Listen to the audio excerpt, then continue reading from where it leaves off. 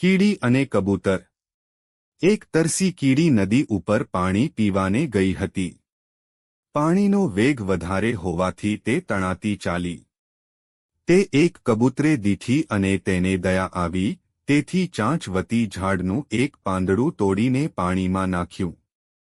તેને વળગીને પેલી કીડી કિનારે આવી અને તેનો જીવ બચી ગયો।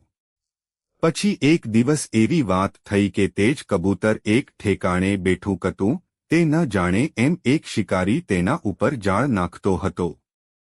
તે કીડીએ જાણ્યું એટલે તે વખતે જ જઈને કબૂતરને પગે ચટકો ભર્યો, તેથી તે ઝટ લઈને ઉડી ગયું।